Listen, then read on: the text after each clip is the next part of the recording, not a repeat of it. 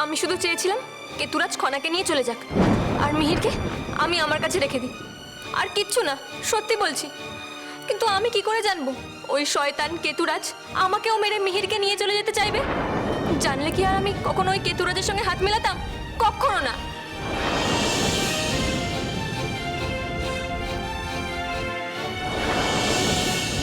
আমি জানি বাবা, ওই হিংসুটে খনাটা তোমাদের কাছে সব নালিশ করে বলে দিয়েছে, তাই তুমি আমাকে শাস্তি দিতে চাও, তাই তো?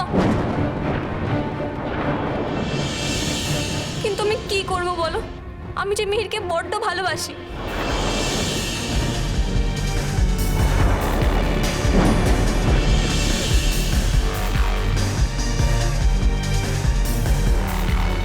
আমি সত্যি বলছি, আমার আর কোনো উদ্দেশ্য ছিল না। আমি যা করেছি শুধু মিহিরকে পাওয়ার জন্যই করেছি।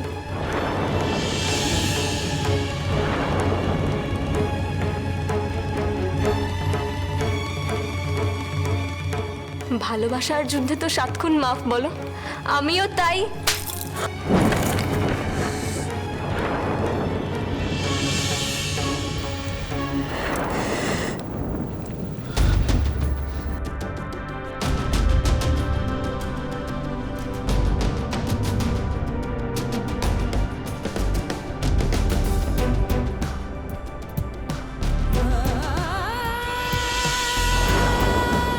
খনা, তুই এখানে কি দেখতে এসেছিস? তুই তোর নালিশ শোনার পর বাবা আমাকে কেমন অপমান করে সেটা দেখতে?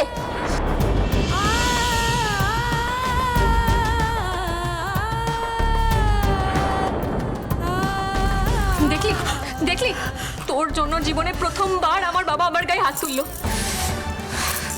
দেখে খুশি হয়েছিস তো? আমি কাউকে কিচ্ছু বলিনি প্রিয়ঙ্বদা। আমি তো মহারাজকে শুধু তোমার মিহিরকে দেওয়া ওই আংটিটি ফিরিয়ে দিতে এসেছিলাম। এই যে, এটা আর মিহিরের পক্ষে পড়ে থাকা সম্ভব নয়। তুই খুলিয়ে নিয়েছিস না? তুই মিহিরকে কেড়ে নিতে চাস আমার কাছ থেকে, তাই ইচ্ছে করে তুই। প্রিয়ঙ্বদা, ছাড়ো লীলাবতীকে এক্ষুনি, এই মুহূর্তে।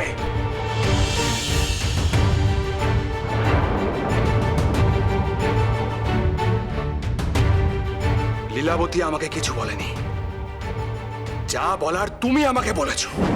নিজের গুণকীর্তন তুমি নিজে মুখে করেছো।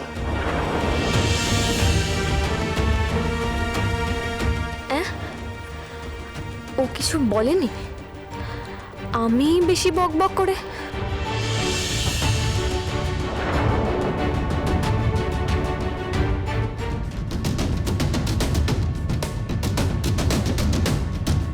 কই, আমি তো কিছু বলিনি।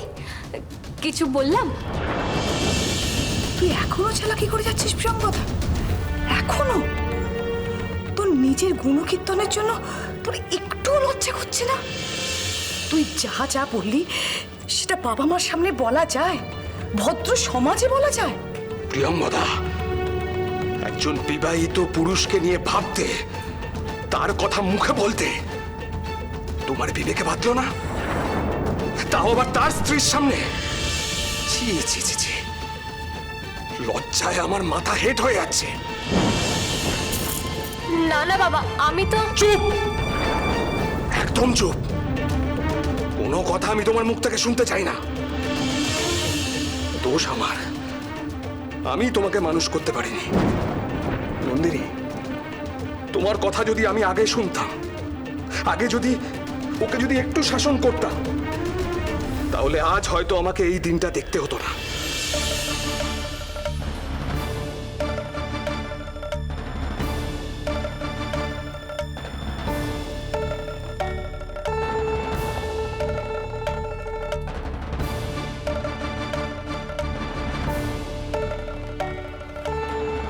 আমাকে ক্ষমা করে দাও লীলামা। আমার মেয়ের কারণে আমি অত্যন্ত লজ্জিত। আমি জানতাম না যে ওর মধ্যে এরকম বিকৃতি এসে ঢুকেছে। আমি যদি আগে জানতাম লীলামা, আমি ওকে আটকাতাম। আমাকে তুমি ক্ষমা করে দাও। না না, এইভাবে বলবেন না মহারাজা। আপনারা আমাদের জন্য যা যা করেছেন তার জন্য আমাদের কৃতজ্ঞতার শেষ নেই।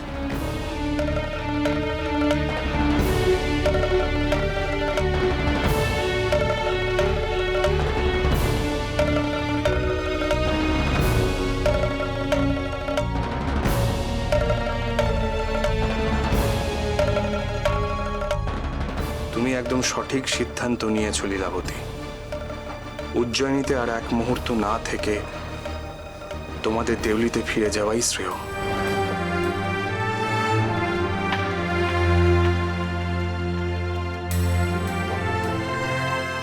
একদিনের মধ্যে একই বজ্রাহত চেহারা হয়েছে ওনাদের।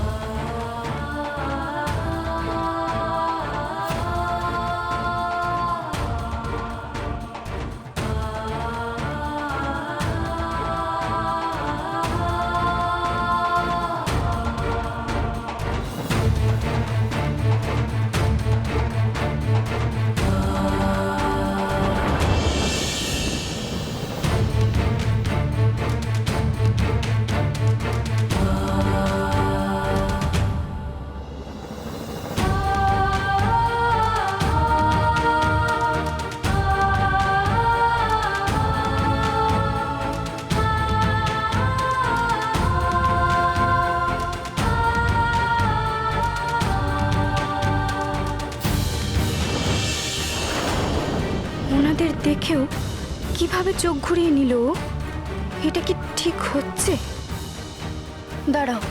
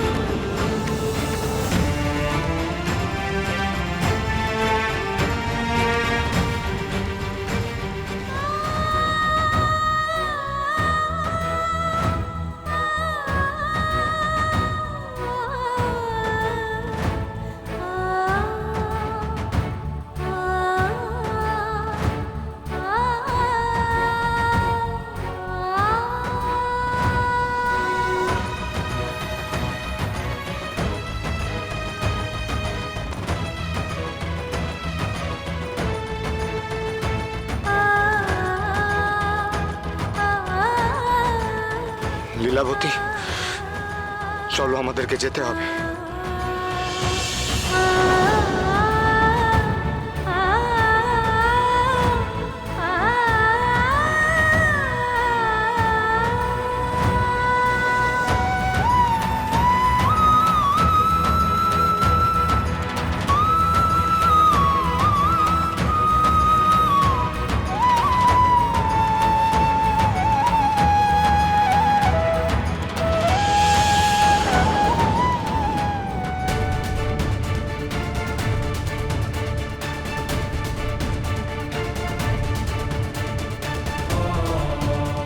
ধরা ধরা, আমার মিহির চলে যাচ্ছে, ধরা আমার মিহির চলে যাচ্ছে। কিছু ডাকবেন না আচার্য মশাই, এতে যে আমার বাচ্চাদের যাত্রায় অকল্যাণ হবে।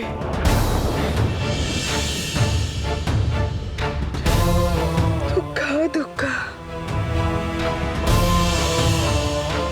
ধরা ধরা, তুমি এত শান্তভাবে কি করে মেনে নিচ্ছ?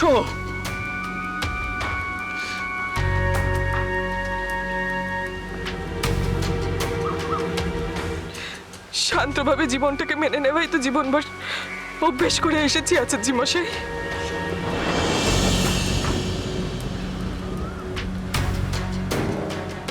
খনার কাহিনী, সোম থেকে শনি সন্ধ্যে 7:30টায়, আকাশ 8 ও প্ল্যাটফর্ম 8-এ।